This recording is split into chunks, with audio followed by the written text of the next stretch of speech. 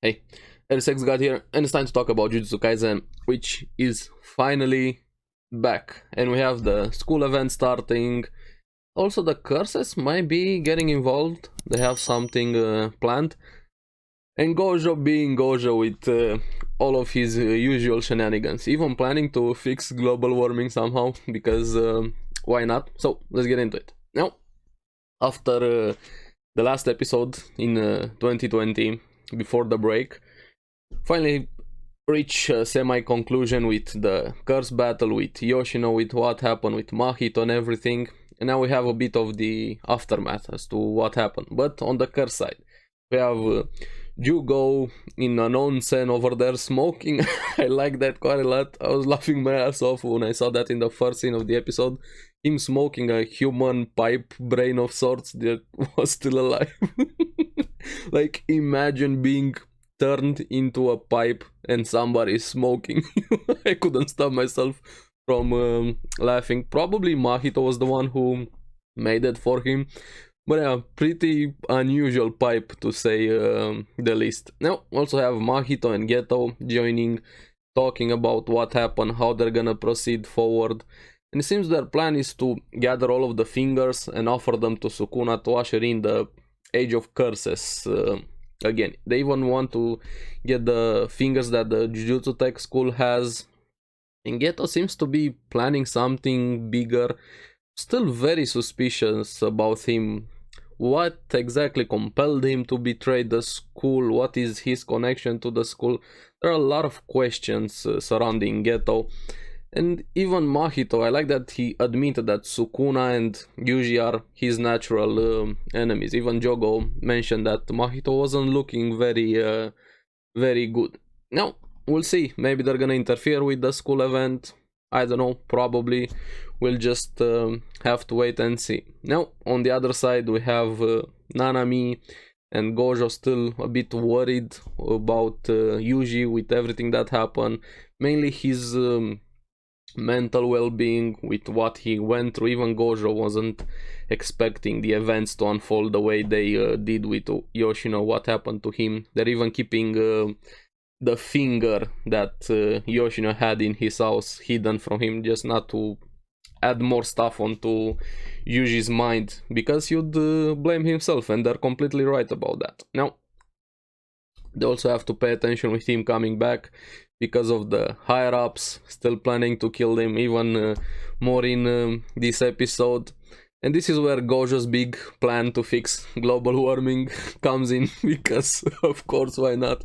You gotta like the way his mind works. And Nanami is a complete opposite of Gojo, him being hyperactive and Nanami not having any of it during their conversation there.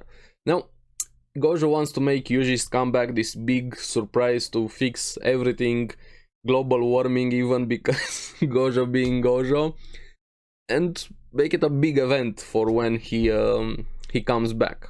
Now, we have on the other side our main group of students. Nobara being again Nobara, a bit absent-minded. She thought they were going to Kyoto for the school exchange, and she packed, everything was ready.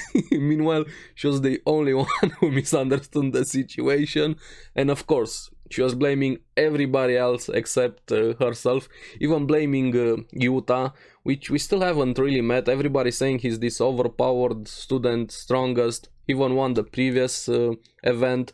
That's why they're holding the event now at Tokyo. It's held at the previous winner's location. I'm curious when we're actually gonna properly meet him, except seeing an image of him, how he is personality-wise, how powerful he is, what exactly his technique is. Is he more on Gojo's side? Is he more on the higher-up side? A lot of questions also about him. And of course, like I said, Nobara blaming him for winning and causing her trouble, even though she herself misunderstood everything. But that's what makes Nobara great. One of the best characters in the series. Now, we finally get to see the full ensemble of the other school, with all of them being back.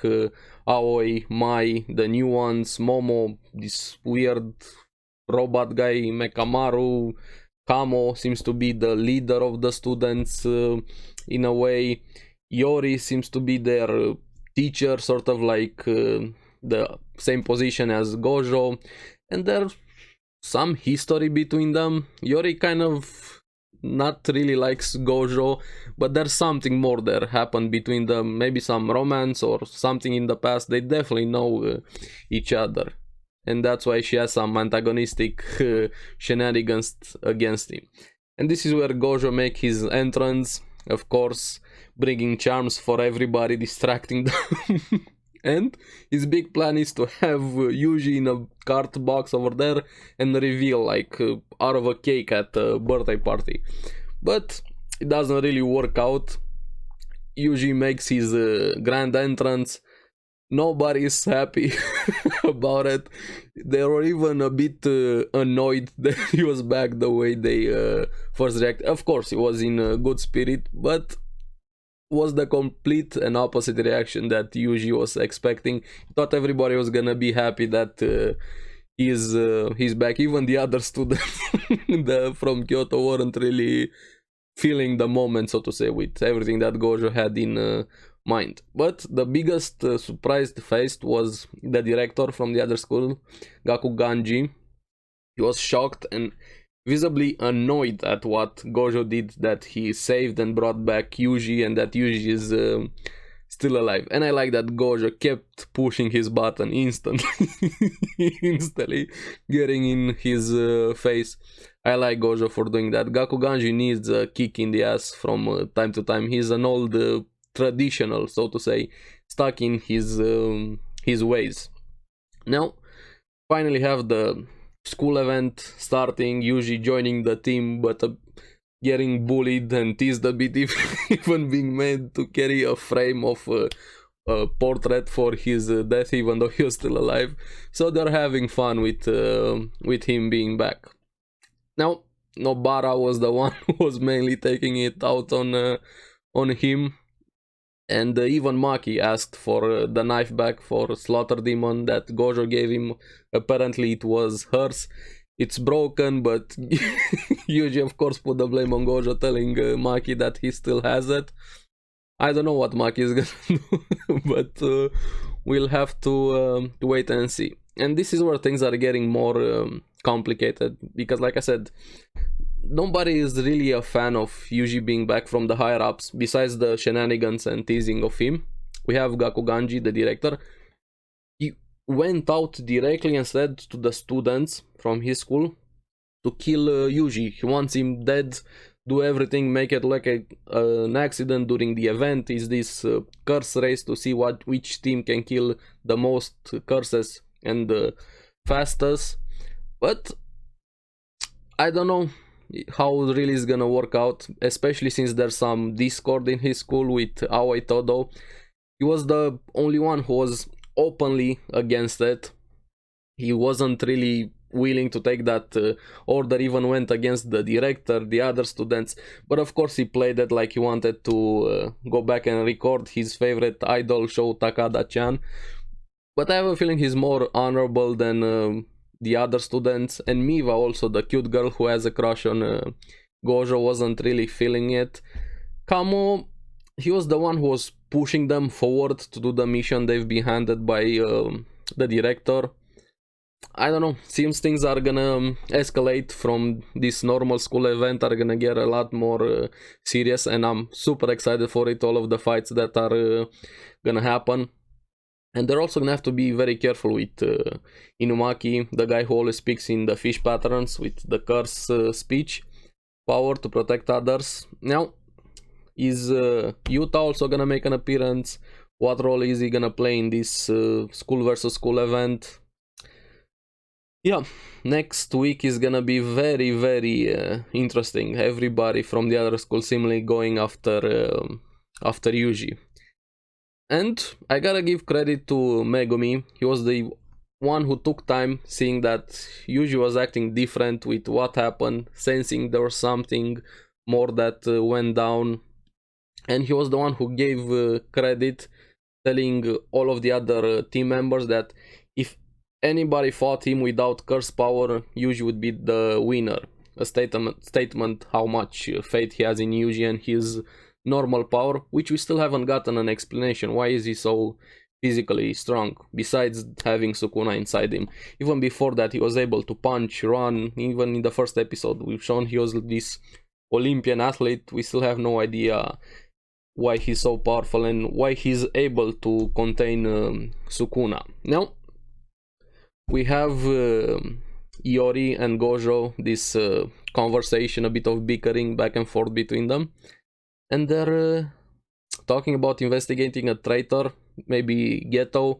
Gojo even telling her to investigate on her side on the Kyoto school.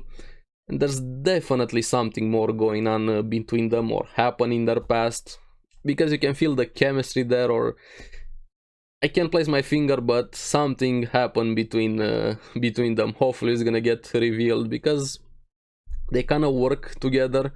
We'll just have to wait and see. Now, Todo, of course, in the Juju stroll. Sorry, I hit the microphone. I'm a professional, I swear. We have him enjoying his sweet time with Takada-chan, who was at a sushi shop, being drunk, spouting nonsense all over the place. But hey, he was having fun, why not? Now, the short preview we got for next week, it seems the fights are actually starting. So excited to see everybody back in action, the fighting, what they're gonna do with the kill order, so to say, on Yuuji, and this Yuta guy who keeps getting mentioned. Next week is gonna be pretty interesting. Now, I leave off the question to guys. What do you think about the episode, and especially that human pipe brain thing? That's probably the thing that stuck with me the most, and we'll just have to wait and see. Now, let me know down in the comments below what you guys thought about the episode. I'll see you again on the next one. Remember to like and subscribe, it really helps me out a lot, and you guys get the latest videos on the series that I follow. Now, keep enjoying Jujutsu Kaisen. I'll see you again on the next one. Bye bye.